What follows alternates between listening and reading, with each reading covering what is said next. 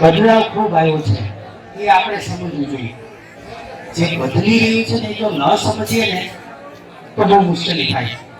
જેથી સનેડા બનતા હતા તેથી આપણને ખ્યાલ નહોતો કે આ સનેડાને કારણે જ આપણા બળદ રખડવાના છે. સમજો, હજારો વર્ષથી બેલેન્સ હતું.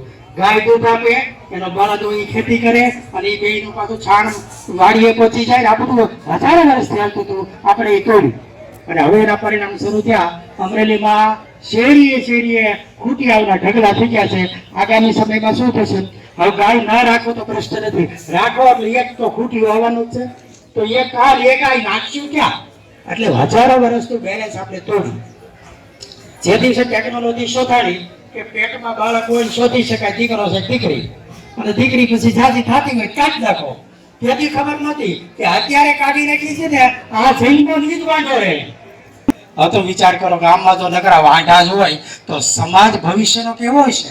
આ સમાજ તૂટે. એટલે ઈ એક સમજો તમે. બીજું તમને સમજાવું.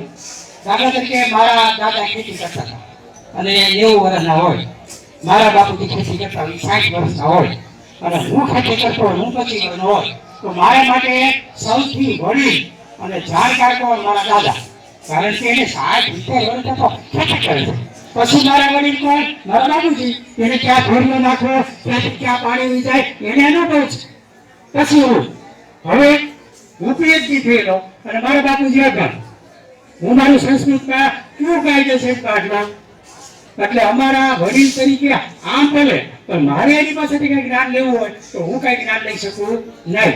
પછી બીજું, હું પીએચડી થયેલો છું, આટલા વિષયમાં ભણેલો છું, 6-7 આટલું પુસ્તક કાઢો તેમાં લેખક છું, બધી વાત સાચી. મારો છોકરો છે એ સોફ્ટવેર એન્જિનિયર છે. હવે એને હું કાંઈ કહી શકતો નથી, કારણ કે એનું મને કઈ આવડતું નથી. તો હું એનો વડીલ ન કહેવાય.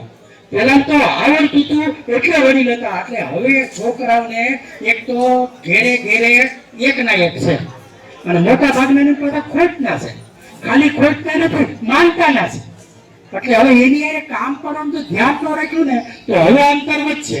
કામ વાત કરવાના વિષય ક્યાં હતા? તમે છોકરો સોફ્ટવેર એન્જિનિયર હોય, તમે કઈ વાત કરો? તમે ખેતીની વાત કરો એને રસ નહીં પડે, એની વાત કરશે તમને રસ નહીં પડે. એટલે જમાનો જે બદલાવો છે ને, જો આ બહેનો બેઠા છે ને એમાં 35-40 વર્ષના બહેનો છે ને, એને એવું ભાવું મને રડવું આવી જાય. તમને એમ કે આને શેનું રડવું આવશે? તો કે આ બહેનો એવા છે કે એની સાસુ પાસે એનું જરાય હાલ્યું નથી. કારણ કે આ થોડાક ભરેલા હતા, ઓલે હાવો બોલે છે. હવે એક બૂઠું એક ધાર વાળું બે ગાય તો બૂઠા શું તકલીફ થઈ? ધાર વાળા ધાર હોય થાય. એટલે આને લખાઈ નક્કી કર્યું કે આની આને માથાકૂટ કરવી, એની કરતા કેમ કરવાની. એટલે એને માથાકૂટ રહેવા, ઘરમાં શાંતિ હારુંથી સાસુ કેમ કરી. હવે એની હોય પણ એનું હાલવાનું નથી. કારણ કે એની નોકરી કરે છે, એ કઈક ભણીને આવશે, એન્જિનિયર થઈને આવશે, તો તમને કઈ ખબર ના પડે. અને કેટલાક ને બાળ વરાય છે, બાળ લગ્ન થયા છે, અને કીધું છે જાને રાંધતા નથી આવતું, હું કરી નાખીશ, કપડા હું ધોઈ નાખીશ, લીલ પવડાવું એની કરતા આને પવડાવો, એમ કરી લાવ્યા હોય. એટલે સાસુ પાસે હાલ્યું નથી અને વહુ પાસે હાલવાનું નથી, એવી આખી એક પેઢી બેઠી. આ પરિવર્તન છે એ બહુ જ મોટું છે. પછી બીજું, દૂધ બનો કે આટલું બધું દૂધ થતું હોય તો જયારે કોરોના હતા ત્યારે દુકાનો બંધ હતી, પેંડાની બધું બંધ થયા, લગ્ન પ્રસંગ બંધ હતા, તો દૂધ વધવું જોઈએ કે વધુ? વાતો એટલું જ થયું જેટલું ડેરીમાં જતું જરાય નથી નહીં. તો દૂધ ક્યાં ગયું?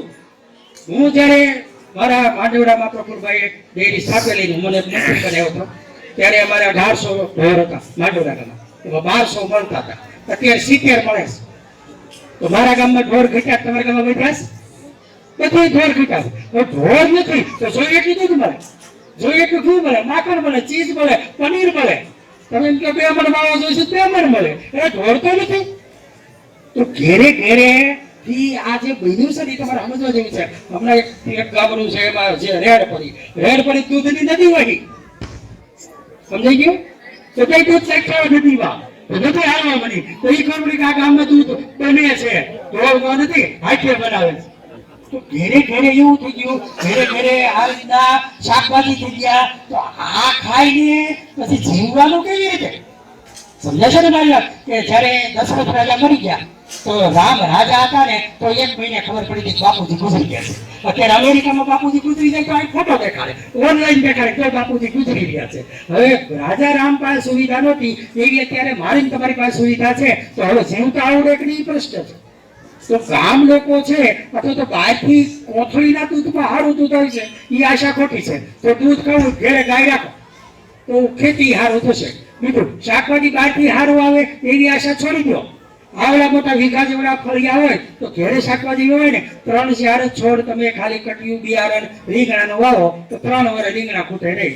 વાલોળનો વેલો નાખી દો 2 વર્ષ વાલોળ થાય. તો આવી રીતે તમે ઘરનું શાકભાજી ઘરે ખાઓ તો જ તાજું અને ચોખ્ખું ખાવા મળશે. બાકી હવે જે ખાવાનું છે મારી દ્રષ્ટિએ ખાવા યોગ્ય નથી. તો ઘર પૂરતું કરી લઈએ તો થાય ને, ઘરે ઘરે કરીએ તો થાય ને. એટલે મેં નક્કી કર્યું અમરેલીમાં મારું ઘર છે, મારે બીજાને આપી શકાય એટલું ઘરે શાકભાજી થાય છે અને 10% પાણીમાં થાય છે. તો મારું મેન્ટેનન્સ કેમ થાય? તો તમામમાં મેં પદ્ધતિ ગોઠવી છે.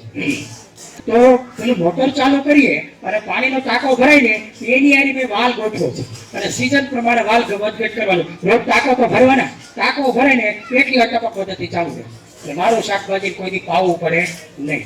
તો સાવ સાદો સિદ્ધાંત પાલેકરનો છે અને પાલેકર બહુ સરસ રીતે સમજાવે છે. તો ભર ઉનાળો હોય ને તો તમે શરબતનો ગ્લાસ કરો, એમાં જરાક બરફ નાખો તો બહાર ફરતા ટીપા આવી જાય છે. શું હરવા નીકળ્યા ગ્લાસમાંથી? નહીં, હવામાંથી આવી ગયા. મતલબ કે આ દેખાય છે ને હવામાં એમાં પુષ્કળ પાણી છે. હજી બીજું તમને કહો, વાડીએ પાથરો હોય ગમે એનો એ હવારે આમ ઉચકાવીએ તો નીચે ભેગું નીકળે છે ને, ક્યાંથી પાણી આવ્યું?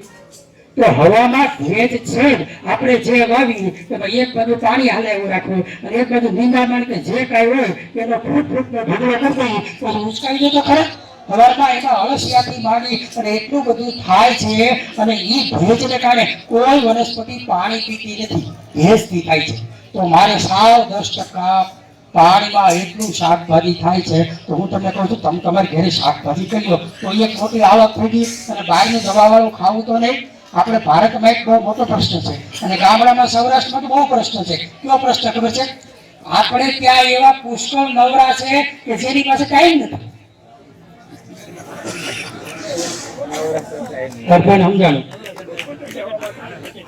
આપણે ત્યાં એવા પુષ્કળ નવરા છે કે જેની પાસે ટાઈમ નથી. અરે ઘરના ઘરે આવું જો કામ કરીએ તો થશે. આપણે તુવેર આવી નથી સીધી મોકલી દઈએ હરાજીમાં, એટલે બેઠા બેઠા ઘંટલા ફેરવી એમાંથી દાળ બનાવો તો ડબલ પૈસા થઈ ગયા. હું તો ઉનાળામાં ભાવ નવરાત્રી તો એવી રીતે વેચી શકાય ને. એટલે આજે સારું ખાનારો એક વર્ગ છે, એને સારું જોઈએ છીએ.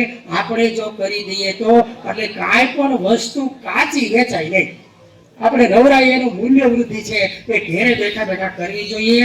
ઘરનું શાકભાજી ઘેરે કરવું જોઈએ. પોતે જાતે જઈને તેલ કઢાવવું જોઈએ. માથે ઉભા રહીને તેલ કઢાવાય અને ઈ તેલ ખવાય. અને હવે છે ને આપણા પૈસા લૂંટવા વાળા પુષ્કળ આવી ગયા છે. હમણાં મારી પાસે મારી ઘરે એક આવ્યો, કારણ કે તમે જાડા છો ને ચોખાનું તેલ ખાઓ, આવા તો તમને ઘણાય મળશે. આનું તેલ ખાવ, આનું તેલ ખાવ. હજારો વર્ષથી બાપ દાદા તલનું તેલ ખાય છે ને એ પહેલે નંબરે હજી છે. બીજે નંબરે સિંગ તેલ છે. કામ કરતા હોય તો પૂરતું ખવાય, નહીં તો ઓછું ખવાય, પણ ખવાય ચોખ્ખું. આવા રવાડે ન ચડાવાય. હવે તો નવું પાણીના ઓલા કાઢવાનું, આ કાઢવાનું. પૈસા આપણા લઈ જનારા ખૂબ નીકળ્યા છે. ઈ કાંઈ કરવાને બદલે ઘરનું શાકભાજી ઘેરે કરી લ્યો. 2-3 મિત્રો થશે અને ચોખ્ખું દૂધ ખાવું. તમે એક સ્કીમ કરી, મારે ત્યાં જુનાગઢમાં ઓફિસમાં 2 ગાયો રાખતો.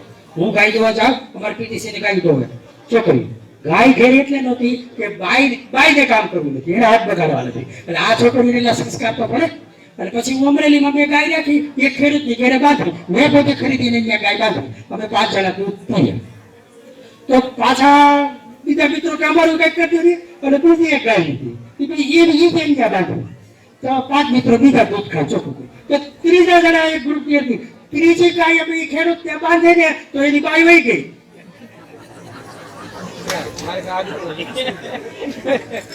સમાધાન થયું. શું ખબર છે? ગાય કાઢો તો હું આવું. સમજાય છે? ગાય રાખવી નથી, ચોખ્ખું દૂધ ખાવું છે. એ કઈ મેળ આવે? બે તમને ચોખ્ખું એ તો ભેળસેળ કરી દે. એક શેમ્પુ નો આવે ને માથું ધોવાનું, 1 રૂપિયાનું દૂધ બને. 1 લીટર ડિસ્ટર્બ કરો ને કલર કરવાનો એમાં 40 લીટર દૂધ બને અને કાના કાન બને. એને તો મેળવો એટલે એમાંથી છરીએથી કાપો એવું દાય થાય અને એને પાછું મેળવો એટલે એવું નાખ્યું એ છૂટું પડી ઘી થાય અને માવા ખાઈ જનારા કોઈ ફરિયાદ કરતા નથી. બોલો ઊંધા પકડે હો, ખાઈ જનારા તો દાબી જાય છે. એટલે આ કેન્સર ને આ તે બધું આવ્યું. આ પ્રફુલભાઈ પ્રવીણભાઈ ને બધા ગામડે ગામડે રખડી ઈ કે છે કે દુનિયાની મૂકો, તમારા પૂરતું તો કરીને તમારું શાકભાજી ક્યારે કરી લ્યો, એકાદું ઢોર રાખીને તમે ચોખ્ખું ખાઓ, તમે એકાદું વરસાદનું પાણી પીવો, તમે ચોખ્ખું તેલ ખાઓ અને જાજુ જીવો. છોકરાઓ કમાય છે, દેહે મોકલ છે, મજા કરશો નકર અડધા પડ્યા જ પાછા પતી જવાના છે. હવે તો એટલા બધા રોગ આવી ગયા છે. એટલે મૂલ્ય વૃદ્ધિ કરવાની આ વાત છે એ લઈને આ ખૂબ સરસ મજાની ગામડે ગામડે છે એ કામ કરી રહ્યા છે. ખાસ આ પરિવારને ધન્યવાદ કે વિચાર મૂકવાની એક બહુ મોટું આયોજન કર્યું છે. ભારત માતા કી જય.